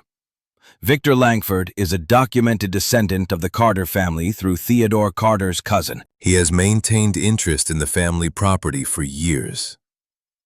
Meanwhile, this young woman appears from nowhere with a convenient story and questionable documentation." He gestured at me without looking. "She claims to be Maya Grace Carter, granddaughter of Eleanor Carter. Yet she has spent her entire life as Maya Brooks. She has no relationship with this community, no history here. She arrives with a key and a letter that could have been written by anyone." Howard started to rise, but the judge waved him down. "Save it for your turn, Mr. Blackwell." Victor's attorney continued. "Eleanor Carter was an elderly woman, isolated, possibly vulnerable to manipulation. We cannot know what communication she may have had with opportunists who learned of her situation. The trust document itself may be valid, but that does not prove this particular individual is the rightful beneficiary. Without irrefutable documentation, this claim should be dismissed and the property rightfully distributed to verified family members." He sat down with a satisfied expression, like he'd just won. Judge Sullivan looked at me over her glasses. "Miss Brooks, or Miss Carter, whichever you prefer, do you have documentation supporting your claim?" I stood. Howard had coached me on this. Stand straight, speak clearly, don't let them see you shake. "Yes, Your Honor, I do." Howard rose beside me. "Your Honor, may I present evidence on Miss Carter's behalf?" "Proceed." Howard approached the bench with the metal box. I'd watched him organize everything this morning, each document in its own protective sleeve, each piece of evidence carefully ordered to tell a story. "Your Honor, I've known the Carter family for 45 years. I drafted Theodore Carter's will in 1992. I created Eleanor Carter's trust in 2007. I was present when Eleanor made the decision to leave everything to her granddaughter, and I witnessed her determination to ensure Maya would receive her inheritance, even if it took decades." He placed the first document on the judge's desk. "This is a DNA test conducted in June 2006 by Mountain States Genetics in Billings. The test compared a hair sample from an infant female with a hair sample from Daniel Carter's childhood belongings. The probability of paternity is 99.9%. The chain of custody was properly documented and notarized." Judge Sullivan examined it closely. "Who ordered this test?" "Eleanor Carter. She brought the samples to the lab herself. She kept the results in a fireproof container hidden on her property, along with other documents she wanted preserved." Howard placed the second document down. "This is a notarized affidavit from Daniel James Carter, dated September 2005, acknowledging paternity of Maya Grace Carter and confirming he left evidence of her identity with his mother before he departed Clearwater." The third document. "This is the original birth certificate from Clearwater County Hospital, showing Maya Grace Carter, born May 17, 2005, to Father Daniel James Carter. Eleanor hid this at the cemetery where she scattered her husband's ashes, along with a letter explaining its location. And how did Miss Carter locate these documents? Howard glanced at me. Eleanor left clues. She wrote about Daniel's childhood hiding spots in her ranch journal. She left a letter in the first hidden box directing Maya to the cemetery. Eleanor designed a treasure hunt for the granddaughter she hoped would someday come home. The judge leaned back, processing. These documents, if authentic, would establish a clear lineage. However, Mr. Langford's attorney raises a valid concern about authenticity. How do we verify these weren't fabricated? Howard pulled out his phone. Your Honor, I have Dr. Catherine Brennan from Mountain States Genetics standing by via video call. She personally conducted the DNA test in 2006 and still has her original lab notes. With your permission, I'd like her to testify. The bailiff set up a screen. A moment later, Dr. Brennan appeared. She looked about 50, red hair going gray, professional demeanor. She raised her right hand and was sworn in remotely. Dr. Brennan, please state your qualifications. I have a PhD in molecular biology from the University of Washington. I've been the director of Mountain States Genetics for 18 years. I've conducted over 10,000 paternity tests during my career. And do you recognize this DNA test report? She studied the document Howard held up to the camera. Yes, that's one of mine. I remember this case specifically because of the unusual circumstances. An elderly woman came to my lab with 2 hair samples, one from an infant's blue towel, one from a baby book belonging to her adult son. She explained that her son had a child who was placed in foster care, and she wanted proof of the relationship. Why do you remember it specifically? Because she cried in my office. She said this might be her only chance to leave something for her granddaughter. She asked me to be meticulous with the documentation because it might end up in court someday. I took extra care with the chain of custody as a result. Do you still have records from that test? Yes. We maintain all files for 25 years minimum. I pulled them this morning. The samples were logged, processed, and stored according to protocol. The results are legitimate. Victor's attorney stood. Dr. Brennan, how can you be certain the samples weren't contaminated or switched? Because I personally conducted every step of the analysis. I don't typically handle tests directly anymore, but Eleanor Carter asked me to. She was insistent. I have photographs of the samples, the extraction process, and the results. I have my handwritten notes. This test is as solid as any I've ever done. The attorney sat down looking unhappy. Judge Sullivan studied Dr. Brennan through the screen. Thank you, doctor. Your testimony is noted. You may disconnect. The screen went dark. Howard returned to our table and squeezed my shoulder. That went well. The judge shuffled papers. Mr. Blackwell, do you have additional evidence? Yes, Your Honor. I'd like to call witnesses from the community who knew Eleanor Carter and can speak to her intentions. Proceed, but be mindful of time. I don't need 20 people saying the same thing. Howard nodded. Hank Thornton, please come forward. Hank stood from the gallery, moving slowly, like this was the last place he wanted to be. But he'd come. They'd all come. Mr. Thornton, how long have you lived in Clearwater? My whole life, 62 years. And you knew Eleanor Carter? Yes, sir. She ate breakfast at my diner every Sunday morning for 30 years. Same booth, same order. Black coffee and wheat toast. What did you talk about? Life, weather, ranching. Her husband after he passed. Her son after he left. His voice softened. And her granddaughter. Eleanor started coming to my diner in the late 70s. When Daniel was young, she'd talk about his future. When Theodore died, she'd talk about the loneliness. But from the day Daniel left with that baby out there somewhere, Eleanor talked about finding Maya.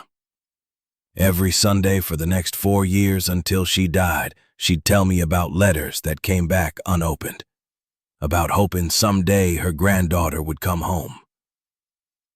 How often did she mention this? Without fail. Eleanor was obsessed with the idea that Maya was growing up believing nobody wanted her. She'd say, "Hank, I have to keep trying. What if she thinks I forgot? What if she never knows someone was looking?" When Miss Carter arrived in Clearwater, did you believe her claim? Hank looked directly at me. I didn't have to believe it. I could see it. She has Eleanor's eyes. Same way of holding her chin up when she's scared. Same stubborn refusal to quit.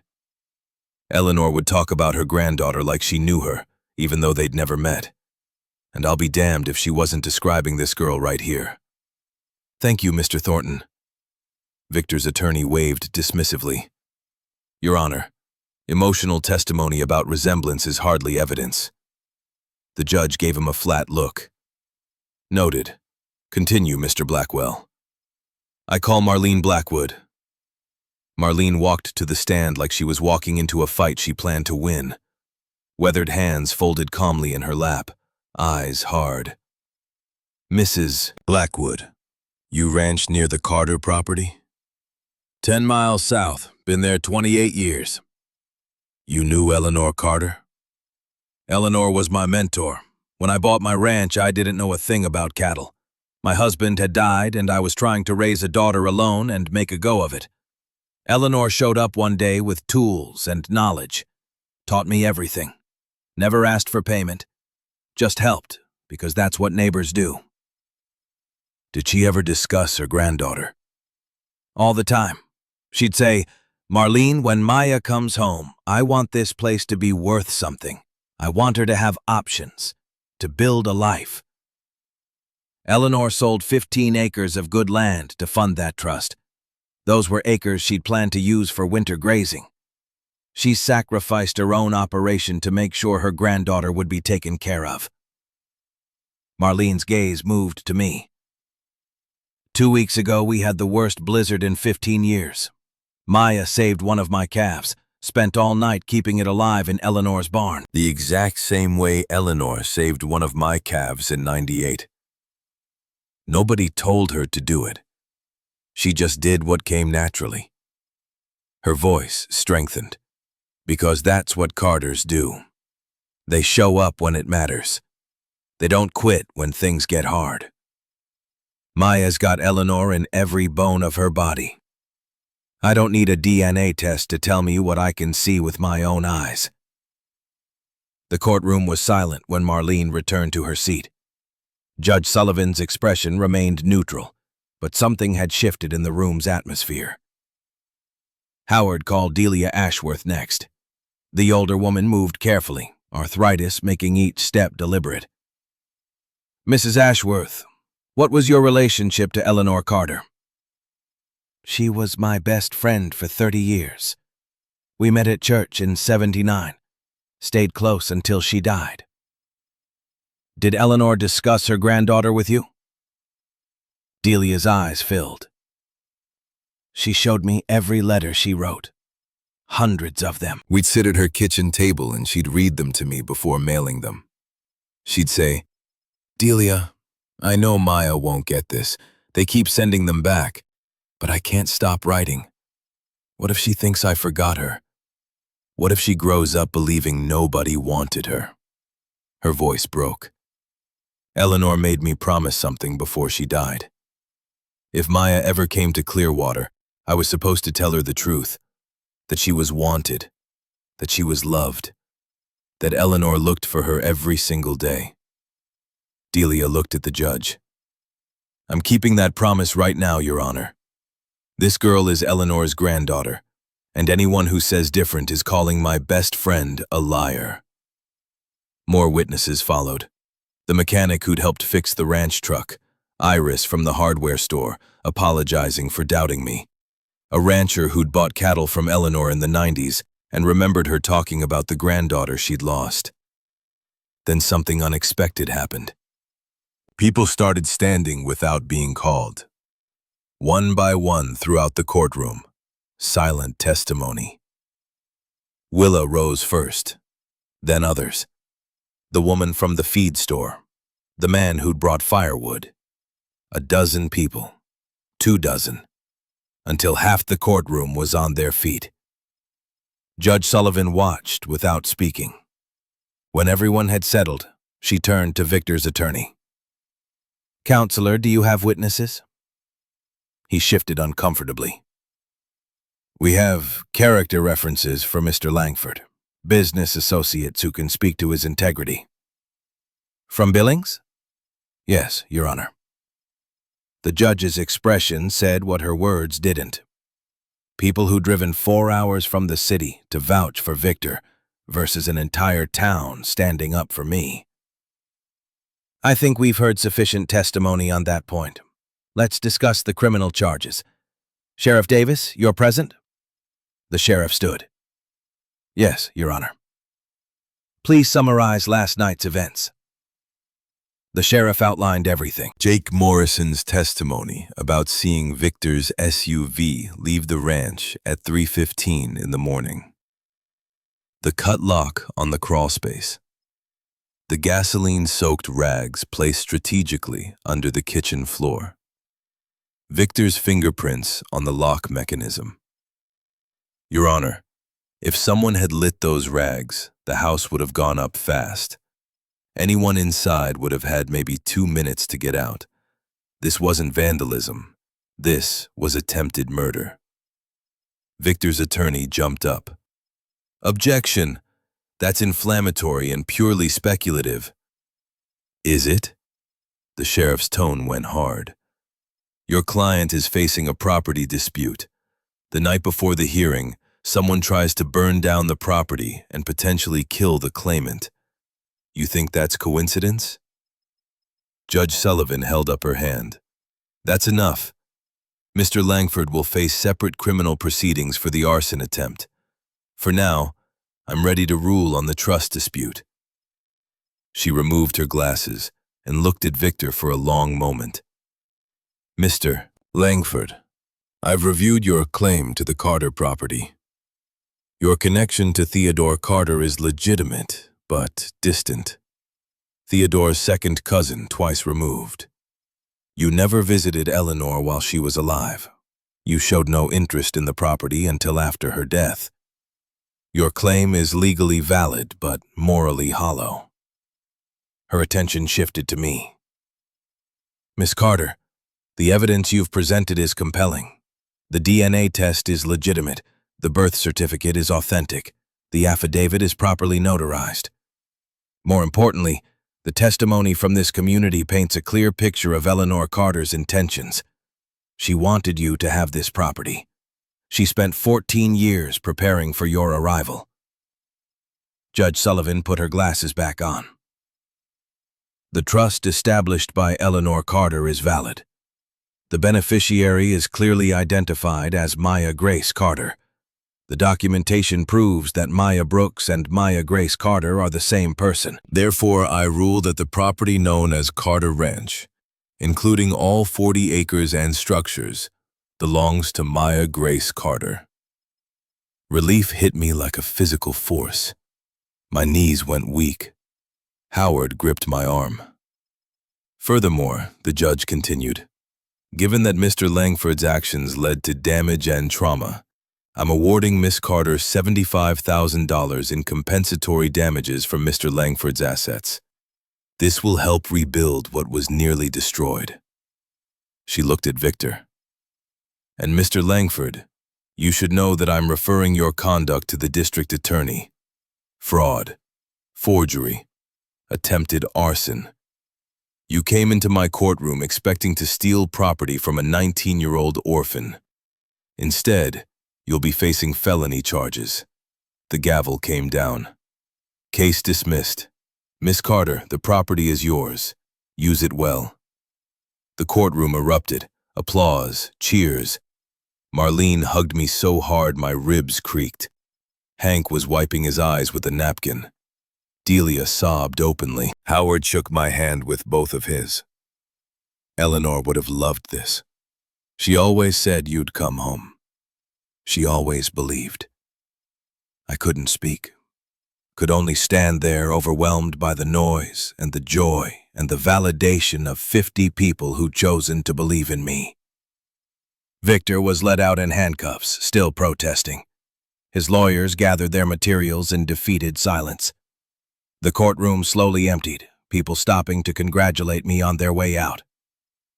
When the room finally cleared, I sat alone in the gallery for a moment, looked at the empty judge's bench, the witness stand where people had spoken truth about a woman I'd never met but who'd shaped my entire existence. Eleanor had written letters for 19 years, had fought the system trying to find me, had set up a trust, paid taxes in advance, hid evidence in multiple locations. All because she believed that someday, somehow, I'd find my way home. That evening, Hank threw together an impromptu celebration at the diner. He closed to regular customers and opened just for what he called the Eleanor Carter Memorial Party. Tables pushed together, food appearing from nowhere. Someone brought a cake with "Welcome Home, Maya Carter" written in blue frosting. I sat at the center of it all, still processing. People kept coming up to shake my hand, to tell me stories about Eleanor, to welcome me to Clearwater officially. "The ranch is yours now." Hank set a plate in front of me that I hadn't ordered. "You get to decide what comes next, what kind of life you want to build." I looked around the diner, at Marlene and Willa laughing together, at Delia telling a story that involved wild gestures, at Iris apologizing again, saying she'd give me credit whenever I needed it, at a dozen other faces that had gone from skeptical to supportive. "I want to stay." The words came out before I'd consciously decided. "I want to make this work. Keep the ranch running. Learn everything Eleanor knew." Hank smiled. "Then you'll need help. Lucky for you, this town's full of people who want to teach you." Willa came over and sat down. "Mom says you should start small. Maybe a dozen head of cattle this year. Get comfortable with the basics before expanding." The mechanic, whose name I'd learned was Ray, suggested I replace the ranch truck's transmission before winter. "I'll do the labor if you cover parts." Iris offered to extend my credit line. "I was wrong to doubt you. Let me make it right." The evening stretched on, stories and laughter and plans for the future. For the first time in 19 years, I wasn't looking at people and wondering when they'd leave me. I was looking at people who'd chosen to stay. Around 9, Delia pulled me aside. She pressed something into my hand, a small wooden box. "Eleanor gave me this before she died. Made me promise to give it to you when you came home." Inside was a ring, simple silver band with 3 small stones. Eleanor's wedding ring. She wanted you to have it. Wanted you to know that you come from people who loved deeply and stayed faithful. Theodore gave her this ring in 1952. She wore it every day until she died. I slipped it onto my finger. Perfect fit. The party wound down around 11. People left in groups, calling goodbyes. Marlene insisted I stay at her place again until the crawl space could be properly secured. We drove back through darkness, the ranch a shadow against stars. Time did what time does. Moved forward whether you're ready or not. 6 months passed. By late summer, the ranch had transformed. The house got repaired, the crawl space secured with a new lock that took 2 keys to open. I used some of the settlement money to replace rotting boards and update the electrical. Kept Eleanor's furniture. Kept her quilts. Framed several of her letters and hung them in the living room where I could see them every day. Victor went to prison. 5 years for attempted arson. His lawyers tried to appeal, but the evidence was overwhelming. His property got sold to cover my settlement and his legal fees. I heard he was transferred to a facility in Wyoming. Heard he spent most of his time in the law library, still trying to find some angle to overturn the ruling. he'd spend the rest of his life failing. The ranch itself came back to life slowly. I bought 12 head of cattle that spring, lost one to sickness, but 11 survived. Learned to recognize each animal by sight, named them all, which Marlene said was a mistake. You don't name things you might have to sell. But I did it anyway. Planted a garden behind the house. Tomatoes, beans, squash. Everything Eleanor's journal said grew well here. Watched things grow from seed to plant to harvest. Understood for the first time what it meant to work with seasons instead of against them. The community absorbed me like I'd always been there. I joined Delia's church even though I wasn't sure about God. Went to town meetings and listened to debates about zoning and water rights. Helped Marlene with branding her cattle, doing the job badly, but learning with each attempt. Hank added Maya's ranch breakfast to his permanent menu. 2 eggs, bacon, hash browns, toast. Served with a side of stubbornness, the description read. He charged $8 and gave me the first plate free every time I came in. October arrived with cool mornings and leaves turning on the cottonwood by the cemetery. I was fixing the barn door when I heard an engine. Old truck, beat up, Montana plates but not local. It pulled up slowly and stopped near the house. For a moment, nobody got out. Then the driver's door opened. The man who emerged looked like he'd been aged in a kiln. Mid-40s, but appearing older. Gray threading through brown hair. Deep lines carved into his face like rivers on a map. Clothes clean but worn. Boots that had walked hard miles. He stood by the truck, staring at the house like seeing a ghost. Then his eyes found me, and something broke in his expression. His voice, when he finally spoke, was rough, unused. "You're Maya." I set down the hammer I'd been holding. "Yeah, I'm Daniel. I'm your father." The words I'd imagined 1,000 times. Practiced responses, rehearsed speeches about abandonment and choices and consequences, all of it evaporated. He looked old, looked broken, looked like life had taken him apart and barely bothered putting him back together. I saw the news about the court case. There was an article online, some piece about a teenager winning a ranch dispute in Montana. I saw your picture and I knew. You look just like my mother. He wiped his face with shaking hands. I've been driving for 3 days, trying to figure out what to say, trying to find words that make sense of what I did. But there aren't any. There's nothing I can say that makes up for leaving you, for running when you needed me most. Why did you come back? Because I'm a coward who finally got tired of running. Because I saw what you did and realized you're braver at 19 than I've ever been. Because my mother spent years looking for you, and I spent years pretending you didn't exist. Because I'm sorry doesn't cover it, but it's all I have. He turned toward the truck. I shouldn't have come. I just needed you to know that I think about you, that I'm proud of you, that I failed you in every way that matters. Wait, he stopped. I thought about Eleanor's letters, about how she'd written for 19 years to someone who never responded, about persistence, about believing in redemption, even when redemption seemed impossible. I don't know if I can forgive you. The words came out harder than intended. Not yet. Maybe not ever. But I spent 19 years wondering where I came from, wondering if anyone out there remembered I existed. I walked down the porch steps. Eleanor never stopped looking for me. She wrote letters every birthday, every Christmas, every milestone for 4 years until she died. She believed in second chances, even when second chances seemed foolish. Daniel's eyes were wet. She was always better than me, better than I deserved. There's a cabin on the back of the property, past the barn, half-mile down the creek. It's not much, needs work, but it's habitable.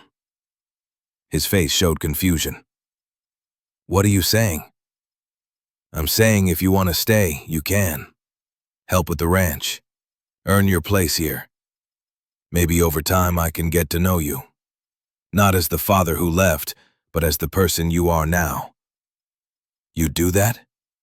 After everything? I'm not doing this for you. I'm doing it for me. And for Eleanor. She believed in giving people chances they didn't deserve. Maybe I need to learn that lesson. Pause. But understand something. I'm not your little girl looking for her daddy. I'm Maya Carter, owner of this ranch. If you stay, you work. You earn my respect.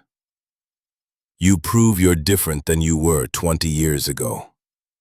Daniel nodded slowly, comprehension dawning. I won't let you down. Not again. We'll see. The cabin's that way. Get settled. We'll figure out the rest tomorrow. He climbed back in his truck and drove around toward the back property. I watched until he disappeared behind the barn. Then I walked to the cemetery, to Eleanor's grave where wildflowers bloomed and the cottonwood provided shade. I knelt on the grass and placed my hand on the granite. He came back, Grandma. Daniel came back. I don't know what will happen, but I'm going to try. Because that's what you would have done. The wind moved through the cottonwood branches, rustling leaves that would fall soon and return next spring. I did it. I found the letters. I saved the ranch. And I'm home. I stayed until the sun dropped toward the mountains, until long shadows stretched across Eleanor's grave and Theodore's beside it. Until the day's warmth faded and evening chill set in. Then I walked back to the house. My house. Eleanor's house. The house that had waited 19 years for someone to come home. Daniel's truck was parked by the cabin, smoke rising from the chimney. He'd started a fire. Would sleep there tonight, and tomorrow we'd see if rebuilding was possible. I went inside and made dinner. Simple food. Beans and cornbread from Eleanor's recipe book. Ate at the kitchen table where she'd eaten thousands of meals alone. The letters watched from their frames on the wall, testaments to love that persists, to hope that endures, to faith that someday, somehow, the lost would find their way home. I woke before dawn the next morning. Habit now. Fed the horses, checked the cattle, found Daniel already up, splitting wood by the cabin. He waved awkwardly. I waved back. We didn't talk much those first weeks. Just worked. He fixed the corral rails I'd been struggling with. I showed him where tools were stored. We ate dinner separately, moved around each other like strangers learning to share space. Slowly, carefully, something began to build. Not forgiveness, not yet, but understanding, maybe. He told me about the 19 years he'd been gone, the guilt that followed him like a shadow, the jobs he'd worked and lost, the times he'd almost come back and convinced himself I was better off without him. I told him about group homes and foster families, about being the kid nobody wanted, about finding the key and the letters and this place that had been waiting. One evening, a month after he arrived, we sat on the porch watching the sunset. He spoke without looking at me. Your grandmother used to sit here every night. She'd have a cup of coffee and just watch the sky change colors. She said it reminded her that beautiful things happen even when you're not watching for them. Did she talk about me? Every day. Every single day for 4 years until she died. He wiped his eyes. She'd say, Daniel, Maya's out there getting bigger, learning to walk, learning to talk, going to school. And she doesn't know we exist. Doesn't know someone's thinking about her. It killed her. Killed me too, knowing I'd caused it. Why didn't you come back sooner? Because I'm weak. Because I told myself lies about you being better off. Because facing what I'd done was harder than running from it. He finally looked at me. But you're not weak. You're everything I should have been. Everything my mother hoped you'd be. We sat in silence as stars appeared. Not comfortable yet, but not hostile either. Just two people trying to figure out how to exist in the same space without destroying each other. 3 months after Daniel arrived, Marlene invited us both to Sunday dinner, her way of signaling to the town that she approved of his presence. We drove over together in awkward silence. Willa answered the door and hugged me like always. Then she looked at Daniel and extended her hand. I'm Willa. I helped Maya save a calf in the blizzard. Your mother would have been proud of her. Daniel shook her hand, voice thick. I'm sure she would have been. The dinner was easier than expected. Marlene kept conversation flowing, asked Daniel about his work on the ranch, included him without making a show of it. By the time dessert arrived, some of the tension had eased. Driving home, Daniel spoke quietly. Thank you for letting me be part of this. Part of your life here. You're not part of my life yet. You're someone working on my ranch who happens to be related to me. But maybe someday you'll be more than that. Fair enough? It was the most honest conversation we'd had. Spring arrived again, the second spring since I'd come to Clearwater. The cattle herd grew to 20 head. The garden produced more than I could eat. Daniel proved reliable, showed up every day, did the work without being asked. Slowly earned the respect of neighbors who remembered him as the kid who'd run away. One April morning, I found him at Eleanor's grave. He was pulling weeds from around the headstone, clearing away winter debris.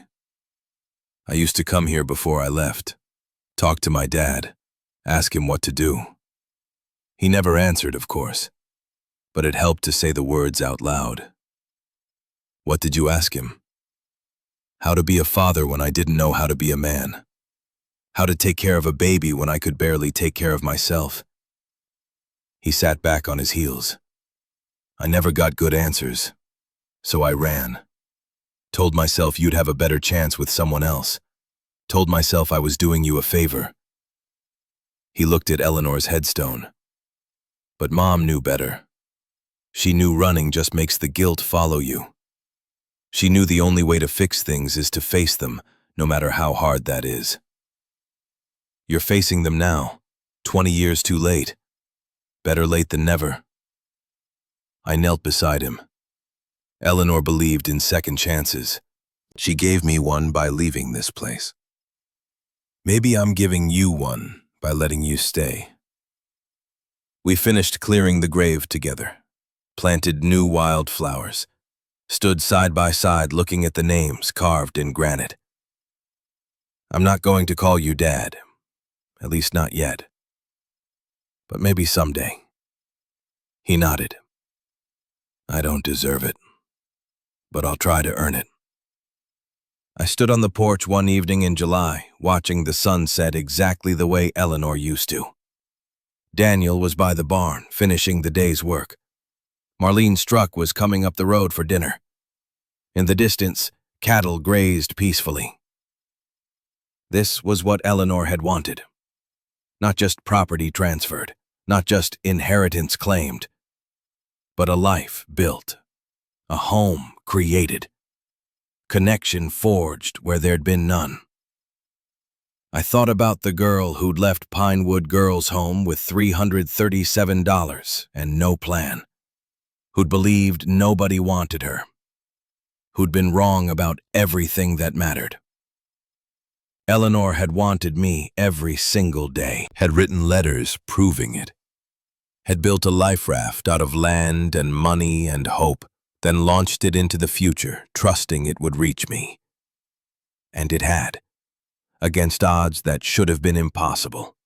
Through sealed records and bureaucratic indifference and 19 years of silence, love had persisted, had endured, had brought me home.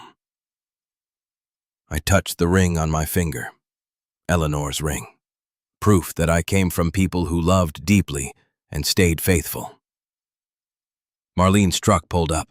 She got out with Willa, both carrying dishes for dinner. Daniel came from the barn, cleaned up and ready to join us. We gathered around the table Eleanor used to sit at alone, filled the room with laughter and conversation and life. Later, after everyone had left and Daniel had gone back to his cabin, I walked one more time to the cemetery to tell Eleanor about the day, about Daniel slowly becoming someone worth knowing, about the ranch thriving, About feeling, for the first time in my life, like I belonged somewhere completely. You did this. I pressed my hand to the cold granite. You never stopped believing I'd come home. And I did. The wind answered with that familiar rustling, the cottonwood branches moving, the grass bending, the sound of Montana at peace. I'm Maya Grace Carter, rancher, granddaughter, keeper of a promise made across years by a woman who refused to stop loving. And this, finally, is home.